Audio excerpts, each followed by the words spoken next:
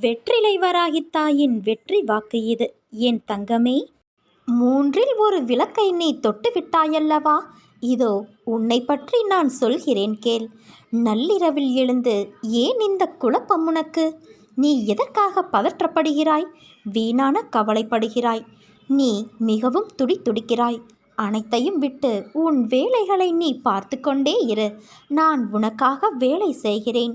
உனக்காகவே அவதரித்தவள் நான்.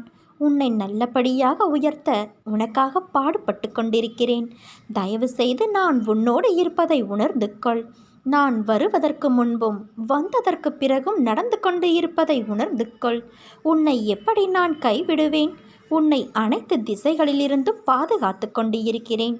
நான் இருக்கும் இடத்தில் எவரையும் நெருங்க விட மாட்டேன். என் கண் பார்வை உன் மீது விழுந்து கொண்டு இருக்கும்போது எந்த கெடுதலும் வந்து உன்னை துன்புறுத்திவிட முடியாது.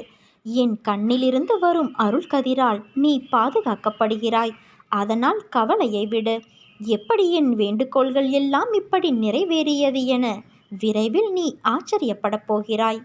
எல்லோருக்கும் வாழ்க்கையில் அனுபவிக்க வேண்டியது என்று சில காலம் இருக்கும். அந்த காலத்தில் அதை பொறுமையாக அனுபவித்துதான் ஆக வேண்டும். அதற்காக நீ பதற்றப்படாதே, பயப்படாதே, புலம்பாதே. அனைத்தையும் நான் பார்த்து கொண்டுதான் இருக்கிறேன். விரைவில் நீ வாழ்க்கையின் உச்சத்தை தொடுவாய். குழந்தையே, எல்லா ஆபத்திலிருந்தும் துயரங்களிலிருந்தும் நீ முழுமையாக காப்பாற்றப்படுவாய். இது என் பிள்ளைக்கு நான் கொடுக்கும் வாக்குறுதி. நீ தனியாக நடப்பதாக நினைக்கிறாயா? நான் உன்னோடு தான் நடந்து வருகிறேன். எப்பொழுதும் உன்னோடு தான் இருப்பேன். உன் வலிகளை மௌனமாக குணப்படுத்தி உன்னை பாதுகாப்பதே என் கடமை. அதனால் நீ கலங்காதே. கவலை வேண்டாம் தங்கமே.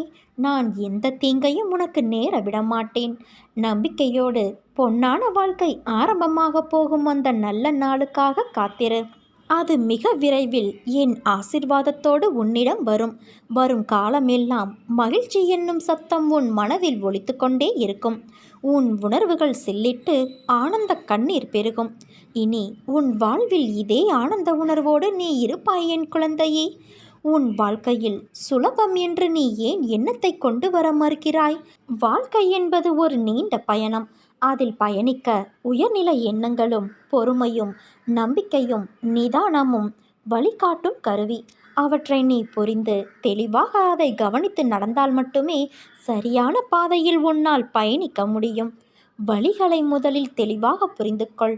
அதன் பிறகு அதில் குழப்பங்கள் நிகழாது. உன் பாதையும் அழகாகும். நிச்சயம் உன்னிடத்தில் நான் உன் அன்னை எப்போதும் இருப்பேன். உன்னை விட்டு நான் விலகுவதும் இல்லை. விலகி போகும்படி நான் செய்வதும் இல்லை.